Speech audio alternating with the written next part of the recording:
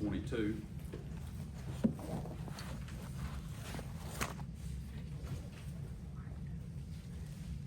Psalms 22.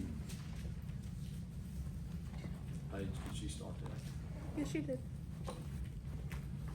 We started Psalms 22 last week, and we're going to do an expository study through Psalms 22 and see what all we can get so that we can apply it to our lives. I truly believe that everything in the Bible is for us, and Psalms 22 is something that we can all relate to. It is the Psalm of the cross. David is writing here, and he writes about the suffering and the darkness and the separation and all the things that Jesus endured on the cross for us. But it's also the psalm that David is writing because he is experiencing these things, and he is the one that is enduring and suffering and having to go through this physical and emotional and spiritual distress. Let's start in verse 1. My God, why hast thou forsaken me? Why art thou so far from helping me and from the words of my roaring?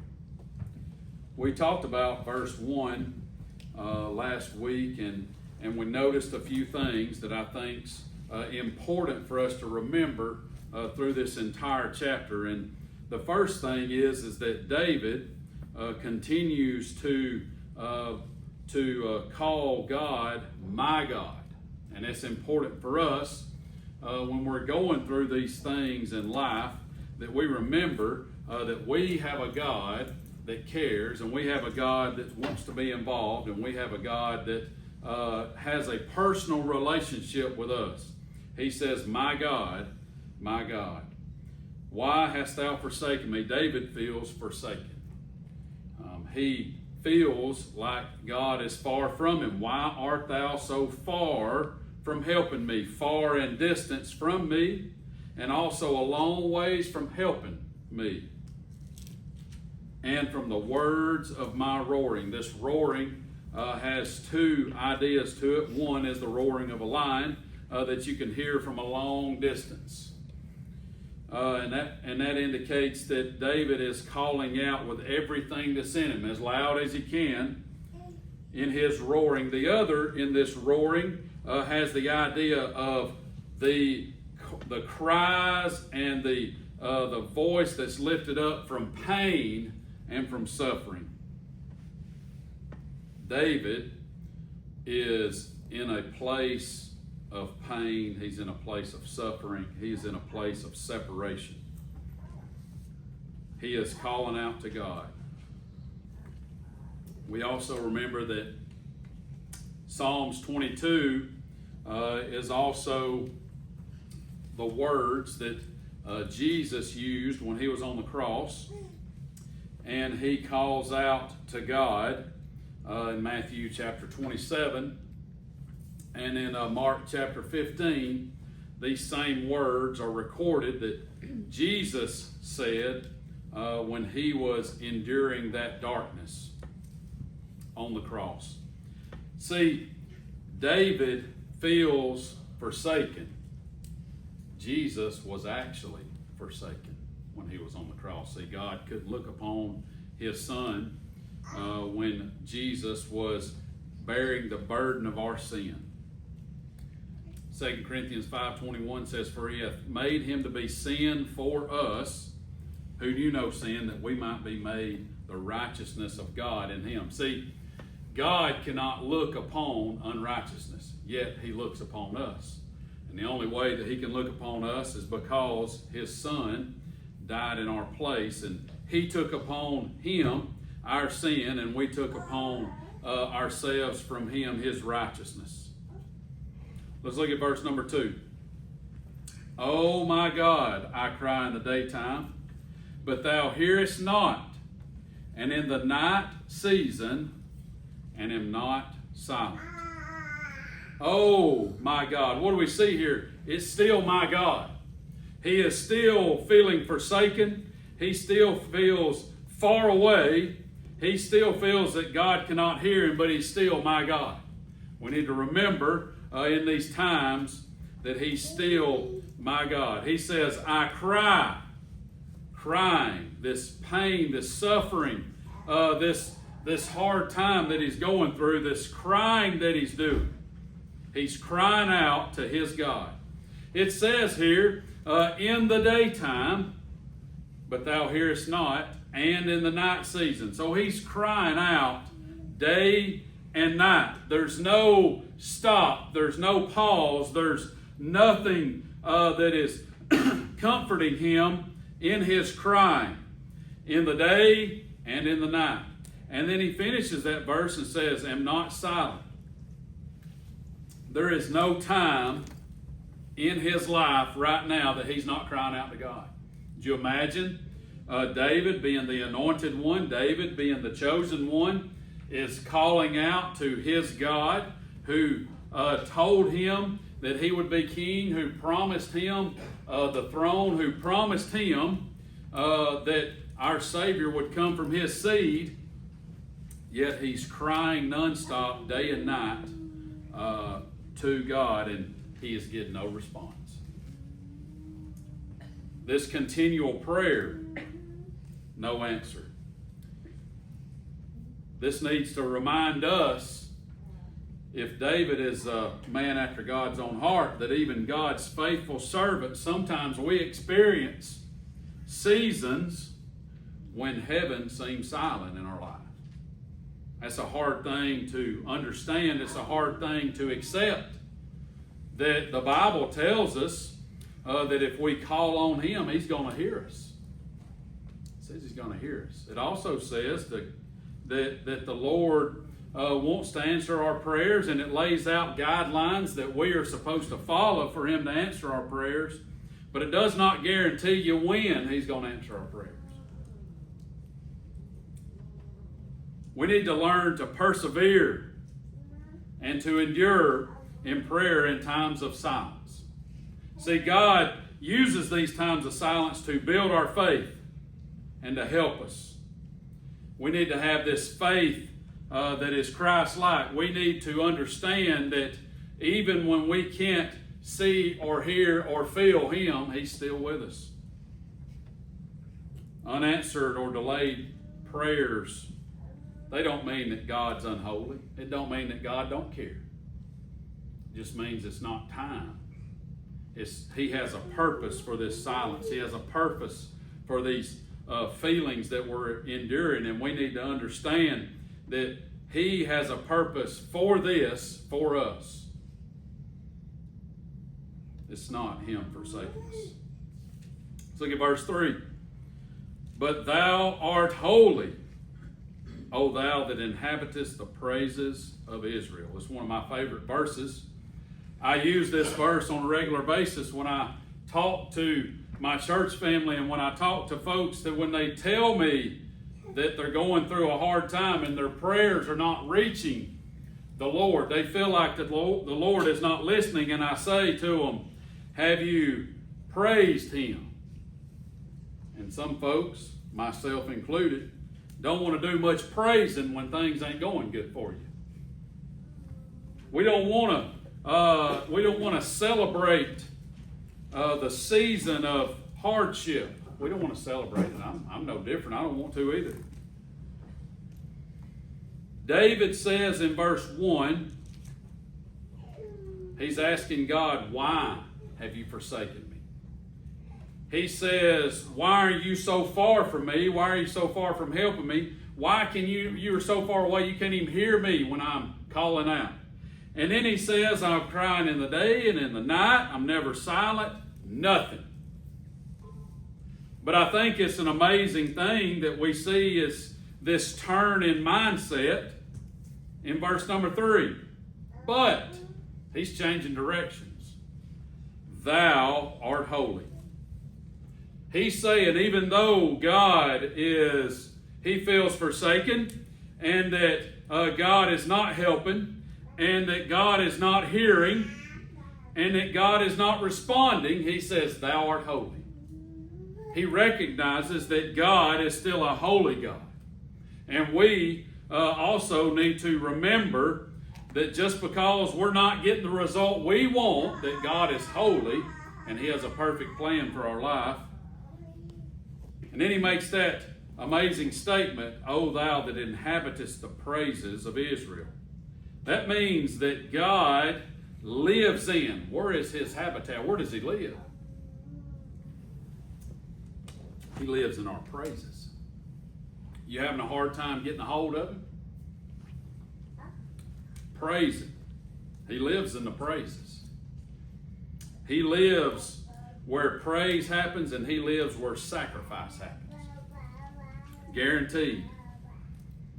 But thou art holy, O thou that inhabitest the praises of Israel. David affirms God's holiness and that it does not change with our situation. Your suffering and anguish does not change whether or not God is holy. We shouldn't change our viewpoint on God based on our situation. He is holy because he is the holy God. He's the provider, even if he's not providing what we want. It's a hard thing to understand. It's a hard thing to endure. God is enthroned in his people's worship. It's the reason I tell you a lot of times when we're talking, and especially on Sundays and Wednesdays before you come to church, to set off all the weight that's holding you down. Take your cares away and be here to focus on the Lord and to worship him. Praise him. He'll visit with you. If all you do is focus on everything that's wrong, we have a hard time seeing the Lord when we're focused on all the things that's not right in our lives and in the world today. Focus on him. Worship, and he'll visit. See, true faith refuses to change our position when we're not happy with where we're at. True faith means, Lord, I trust you. I can't understand, I can't see you, can't hear you, can't feel you. Lord, you're still God, and you're still in control. See, and also true faith does not charge God with being wrong, or with being that he doesn't have a right to do what he's doing. See, true faith won't charge God, even if we can't understand. True faith doesn't charge God when suffering is great. We spend a lot of time preaching on the furnace in life, and that silversmith that's mentioned has one job and one purpose, and that is purifying the silver. And that I mentioned when I was preaching that from my studies, that a silversmith, it takes so long to become a silversmith and be certified, because it is such a delicate situation to put the silver in, to heat it to the temperature that it's going to, but not too hot, and to hold it in the middle of the hottest part of the fire for the perfect amount of time. I imagine the silver is ready to come out. If you was to ask the silver, it's been in the middle of the fire. But that silversmith has to stay focused. And at just the perfect time, when that silver takes on a mirror finish, when the silversmith can see himself in the silver, he takes it out. Not too long. You're never in there too long. We might feel like we've been in there too long, but you're never in there too long. And we have to have the same mindset. God is perfect in all his ways, even when we feel like our suffering is too much. It should strengthen our faith. It should purify our faith. It should change our focus. Quit focusing on what's wrong and focus on God.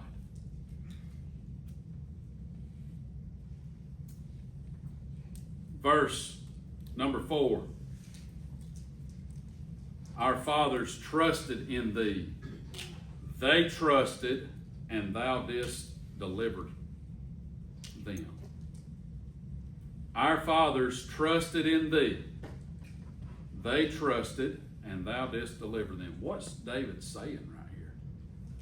He's talking about the fathers. What he's referring to is everyone that came before him. Everyone that followed the Lord. Everyone from the book of Genesis up until David's life. Our fathers, he said, our fathers trusted in thee. He's still talking to God. Our fathers trusted in thee, and thou didst deliver them. See, David is using the stories. He's using the witness. He's using the testimony of the ones that came before him to strengthen his faith, because he says, God, if you did it for them and you delivered them, then you can do it for me. That's what he's talking about here. Let's put verse 5 or verse 4. They cried unto thee. Who are we talking about? He's talking about the fathers. They cried unto thee and were delivered. They trusted in thee and were not confounded. If you look in verse 4 and 5, we group these together because David is speaking to God about his forefathers, and then he talks about what they did. Our fathers trusted in thee. They cried unto thee. They trusted and were delivered. We notice here that trusted is mentioned 3 times. If you're a biblical numerology guy, I really like the study of numbers in the Bible. And the number 3 is the Trinity. It is the perfection of the Father, the Son, and the Holy Spirit. So the Trinity, anytime we see something that's mentioned 3 times, we relate it back to God and his 3-part self. We also see that trusted's mentioned 3 times, but deliverance also 3 times. We see in verse 4 that thou didst deliver them, and in verse 5, and were delivered, and then were not confounded. Confounded means they were not held back. They were turned loose. They were freed. They were delivered. This signifies that those who put their faith in God and focus on him, they were delivered. They were not put to shame. They were not disappointed in their hope. Their faith was strengthened. They focused on God. That means that we, in this time of trouble, need to focus on God. Quit focusing on the problem. Our fathers trusted in thee. They trusted, and thou didst deliver them. And David goes back to this. That's the reason I think it's so important that our testimony, we use it because it strengthens others. It's not just about the gospel. It's not just about witnessing to others. It is strengthening others' faith. When we remember God's faithfulness to previous generations, whether it's biblical things he did or things in our life that we saw from others, it strengthens our faith. It strengthens our confidence. It gives us the peace to know that we can endure and move forward. Let's look at verse number 6. But I am a worm and no man, a reproach of men and despised of the people. He says, I am a worm. David, talking about himself, he says, I am a worm. And no man. He says, I don't have the value of life of a man. I have the value of life of a worm. A reproach of men. Reproach means that you are the object or the focus of scorn. you're lowly, you're worthless, public shame, insignificant, no value of life. And he's despised. People look at him and they would rather their life not have him in it. They wish that he was dead. That's how David felt. This worm here, extreme lowliness.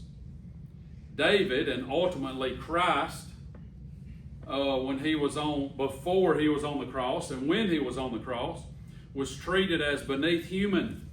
They were despised. They were shamed. Jesus was mocked and made fun of. He was abused. They took it as far as they could. The people wanted Christ dead. You remember that when Jesus was brought before the people, that the people were given a choice. Barabbas, who was an actual rioter and a brawler and a lifetime criminal, they said, well, should we release him or should we release Christ?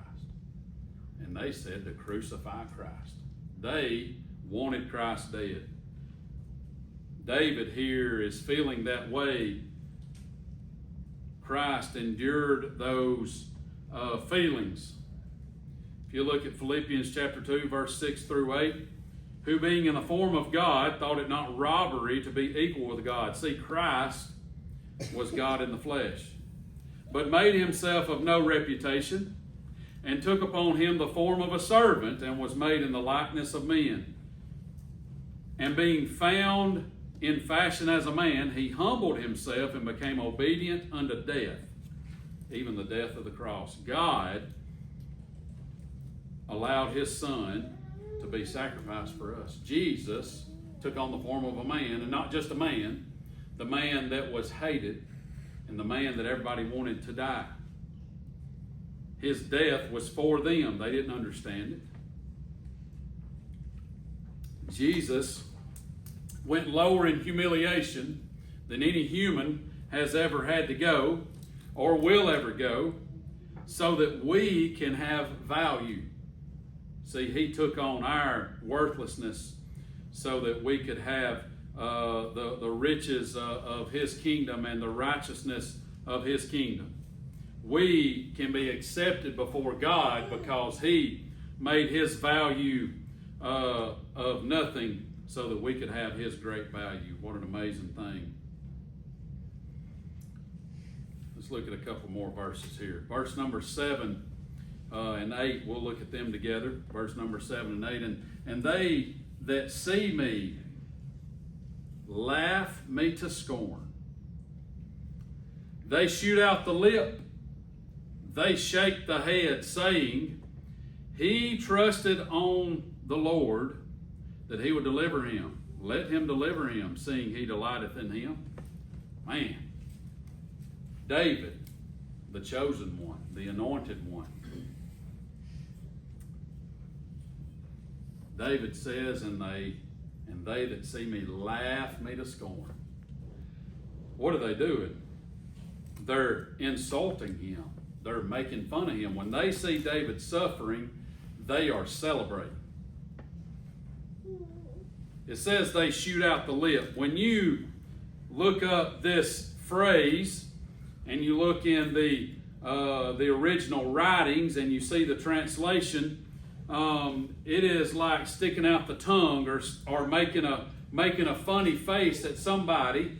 And David's using it here, saying that he is enduring intense suffering and pain, and they're making faces at him, making fun of him suffering. David's face is a face of anguish in this situation. Suffering. You ever seen somebody that's hurting so bad they can't even hold their face straight? They're squinting and they're in intense pain. They're making fun of him. When it says here they shake the head, they had a tradition in those days of doing over-exaggeration of what we do. You ever hear somebody telling a story and you'll be looking around and you'll see people doing like this? They're either making fun of them in their own mind because they're like, they lying. I don't believe what they're saying. Or we tend to do that when somebody's telling us a story about what's happened to them and you're shaking your head like, I can't believe that, that's terrible. But they would do something where they would bend over and they would shake their head real hard. And it's a sign of sort of making fun of them when they're enduring something because of what was said previously. So we do that when somebody tells a story and we'll shake our head and say, man, I can't believe that happened to you. Or we shake our head and we laugh at them. They're doing this because of something that David said before. What did David say before? Well, we find it there in verse 8. He trusted on the Lord that he would deliver him. Let him deliver him, seeing he delighted in him. They are making fun of David because he was chosen and anointed by God. David, what did David do after he killed Goliath? He gave the victory to God. Everything in David's life up until this point, he has given the victory to God. And they're making fun of him for it. They see David suffering, and they're making fun of David in his suffering, saying, well, if you trusted in God that he'd deliver you, let him deliver you. Since he delights in you, since God loves you so much, let him take care of you. They're mocking and making fun of, running David in the ground because he gives God the glory. Doesn't that sound like the world we live in today? They want to mock Christianity. They want to run us down. They want to talk bad about us. They want to, when somebody that is a Christian suffers, they laugh. This evil that's in the world today. Matthew 27, verse 41. Christ endured the same thing. Likewise, also the chief priests mocking him with the scribes and elders said, he saved others, himself he cannot save. Them folks, they thought they were sharp. Jesus has saved people, he's healed people, he's changed people's lives. And now that he has presented himself, Jesus presented himself to be the sacrifice, now they're mocking him. He saved others, he can't even save himself. They go on to say, if he be the king of Israel, let him come down now from the cross, and we'll believe him. If he's really who he says he is, let him get off that cross. Verse 43 says, he trusted in God, let him deliver him now. Boy, don't that sound familiar? David endured things and said things that were happening to him in prophetic fashion. He had no idea. David didn't know he was writing prophecy. The same things that they did to David and said to David, they said to Jesus. Let God, he trusted in God, let him deliver him now. What about this? What do they say next? If he will have him. They're saying that if he trusts in God, let God deliver him if God even wants him. For he said, I'm the Son of God. They're saying he's not even the Son of God. God don't even want him. It's this universal mockery that they endured. It's hard to believe that somebody, or bodies, that group of people, would mock Jesus in his suffering, but they did. These words and these gestures and these actions by these people, like when they said he trusted in God, let God deliver him. Jesus endured the same thing. And we are going to endure the same thing. We live in a protected world in our not as conservative as it used to be, but in our conservative southern heritage that we have, this Bible Belt mentality, the small away from all the craziness. We've had some some people. I've talked to several people recently that's talking about moving their kids out of the school they're in to our school, and they're asking me all these questions, and I tell them, I say, hey, we're sheltered where we're at. We don't deal with a lot of that stuff, and that's where we live in our Christian walk. Nobody's getting beaten and persecuted here.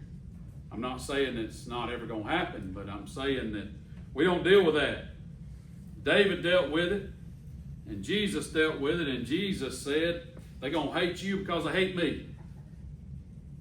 We shouldn't be surprised. But something that these people that are mocking David and mocking Jesus don't realize.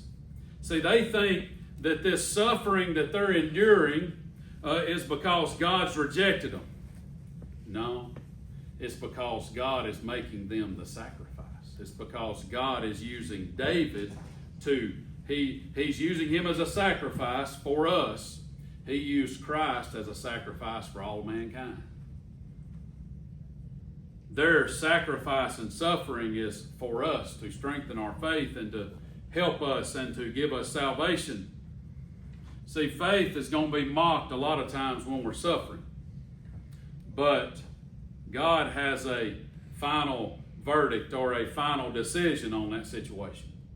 If we go back and read the back of the book, the ones that are mocking are not going to always be mocking. God He's got a plan. The ones that mocked were shocked when He was raised from the dead. The ones that mocked were shocked when He ascended into heaven. Our faith needs to be strengthened so that we can then come back and prove how great God is. We have the ability to do that.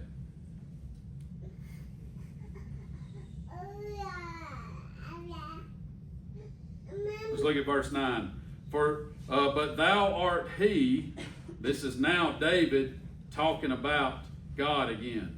But thou art he that took me out of the womb. He's giving God the credit for giving him life from the very beginning. Now remember what's happened here. First couple of verses, David does not sound very much like he's got faith, right? God has forsaken him. God is far from him. God's not hearing him. I'm crying. I'm not getting an answer. Then verse 3, we'll see a pattern here if we pay attention. Verse 3, but thou art holy. So his faith is thin, but then he remembers God. In verse 4 and 5, it gives him a reason. He remembers what God did for his forefathers. And then David goes back to pity, his suffering. He's a worm. He's not a man. He's despised. He's reproached. They laugh me to scorn. They shoot out the lip. They shake their head. And then he says what they said to him. They're making fun of him and mocking him for trusting in the Lord. So David is low, and then he remembers God, and his faith is increased. And then he's low again, and then what happens? Verse number 9, but thou art he that took me out of the womb. He remembers who God is and what God can do. Thou didst make me hope when I was upon my mother's breast. He gave him hope from the beginning. God gave David hope from the beginning. Verse number 10, I was cast upon thee from the womb. Thou art my God from my mother's belly. I feel like this is something we experience as well. I'm going to stop right here. We're not going to go any further tonight, but I think this is something that we all get to, we endure when we're suffering. We go through these hard times, these lows, these dark nights and long nights, and even it says in the daytime when David was crying out, even when it was daylight, he still felt in the dark. And then we'll remember, and our faith is increased. But that doesn't stop right there. What happened? David got low again. It's okay when you're suffering to feel helpless and feel hopeless, and to remember what God's done in the past, and to remember what God has done for you and what God's done for folks in the Bible, and to find faith again and to be strengthened to the next thing we know, to be down low again. But that's not where he stopped. He found his faith. He remembered that God is the one that gave him life, that God is the one that gave him hope, that God, he says, thou art my God from my mother's belly. So he is my God from birth. He is my God. David and Christ as well they were always under God's care. They were always under God's provision. They were always his. He provided them with life, and he provided them what they needed to live the life. Dependence upon God is a lifelong thing. I think it's important. We don't notice that a lot of times, that David mentions here, from my mother's belly. And I think he says that because he gives us a time stamp of dependence upon God. Our dependence upon God is from the time we're born until we're with him. We have to depend on him. We've got to give our cares to him. We've got to look back on what he's done for us and strengthen our faith. We need to remember that God's faithful, and he has cared for us from the time that we were born. He cares for you from the time that you were born until right now, and he's not going to forsake you. He said that if he starts a work in you, he's going to finish it. So in these dark times that we're going through, when we're feeling all these emotions, we can't let our faith grow so thin that we give up. We got to keep on going. We got to keep fighting. We got to keep pushing through. And we just got to remember what God's done for us. And we got to support each other and pray for each other. That's all I got for you tonight. I appreciate your attention. We'll go to the Lord in prayer, and then we'll go in the fellowship hall. Dear Heavenly Father,